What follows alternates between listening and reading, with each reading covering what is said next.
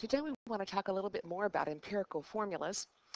We are going to be looking at the empirical formulas of something called a hydrate.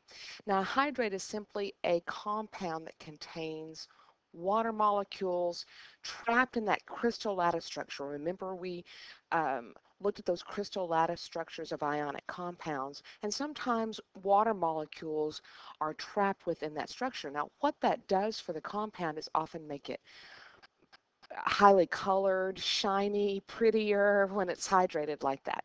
Um, One of the things that we're going to be doing in the lab here in a week or so is taking a compound, copper sulfate, and the way we show that it has water molecules attached to it is by putting a dot after the compound and then H2O after that. Now, it doesn't mean it's multiplied by that. It just means that it's attached onto the compound. Now, we're not going to know how many water molecules are attached to that compound.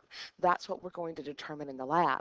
And this first problem right here is the type of calculation that you're going to use for that lab. It's going to be your own lab write-up like you've done before when we did that density lab. So um, copper sulfate's a hydrate. The way that you can get the water off is to heat up that compound. And when you heat up the compound, what happens is it simply breaks apart.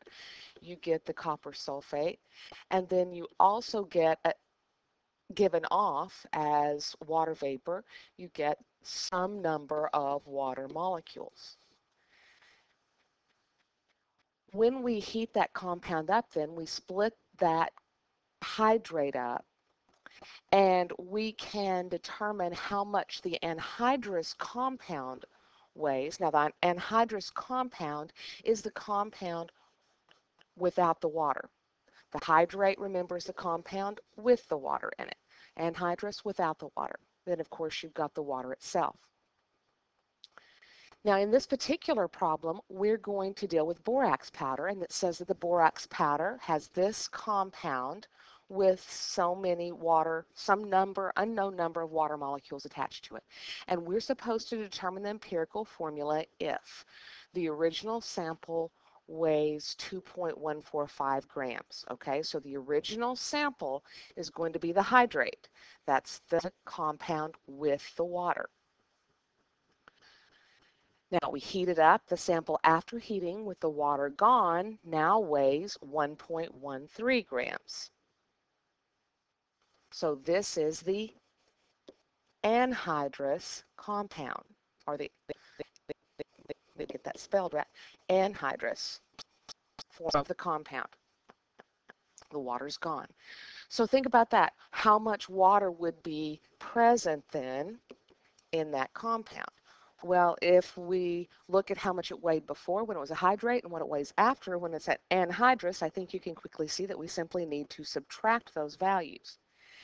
And when we do, we get 1.015 grams. So we have all of the pieces of information now that we need in order to do this calculation. A little bit different from the empirical formulas we've seen before. We're not going to break this down into the individual elements. It's actually a little bit easier. We're simply going to break it down into the anhydrous part, which is the Na2B4O7, and the water part.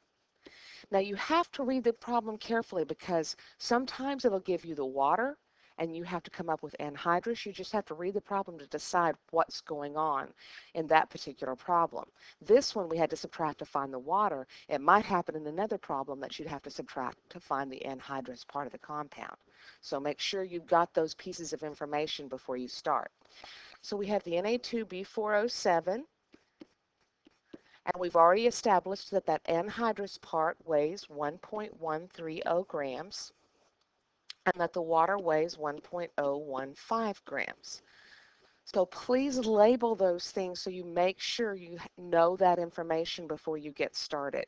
Because if you put the wrong values in, for instance, notice this 2.145 doesn't go in the problem anywhere. So keep that in mind. So now that we have this, we're going to divide by molar mass. The molar mass is a little bigger. We're not just dividing by the molar mass of a single element, we're dividing by the molar mass of that whole compound. H2O we've dealt with several times, and I bet some of y'all remember that water's molar mass is 18.02 grams per mole. So we're dividing by the molar mass. If we add up 2 sodiums, 4 borons, and 7 oxygens, we end up with a molar mass of 201.22 grams per mole. That gives us 0.005616 moles of our Na2B4O7, and it gives us 0.05633 moles of water.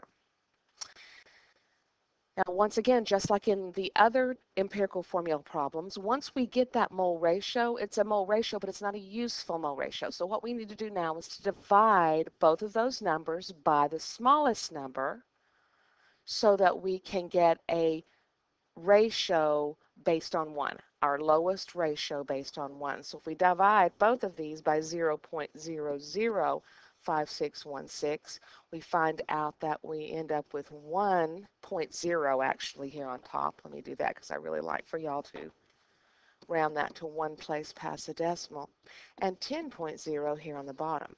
Those should come up to whole numbers, both of them. So we end up then with a formula for this compound, and this is how I want it written, so it's written like a hydrate. Na2B4O7, make sure you put a dot. Do not put a little multiplication sign. That does not belong, it doesn't belong in scientific notation. I'm sorry, it belongs in scientific notation, but it does not belong in this kind of compound, so it's got to be a dot. So 10 point, not 0.0, just 10, a whole number for this one, dot 10 H2Os, and that's the formula for that hydrate. And again, that's what we're going to be doing in the lab here in about a week, determining those percents, determining those amounts, and coming up with a formula for our copper sulfate.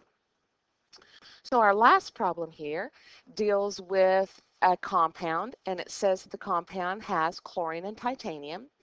And it says if chlorine combines with 0.532 grams of titanium to form 2.108 grams of this compound, what is the formula?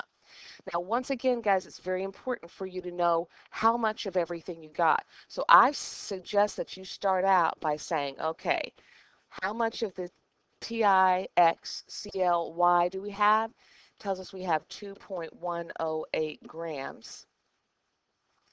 What other piece of information does it give us?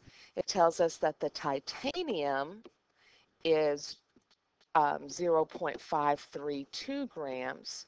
So think about it. If that's true, how much is the chlorine going to be? Simply subtracting those two values, we get 1.576 grams. Now you have to analyze what the problem says so that you can make sure you know these three pieces of information.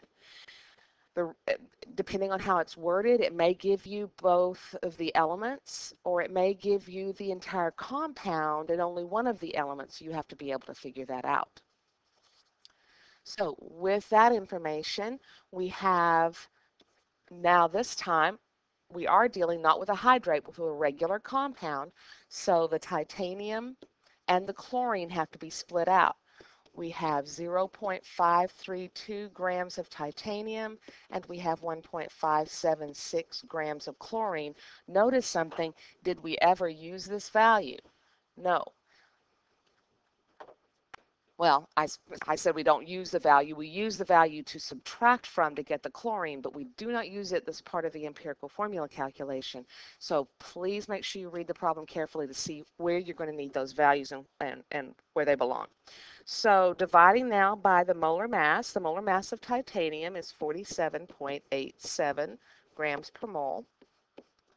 And our chlorine is 35.45 grams per mole.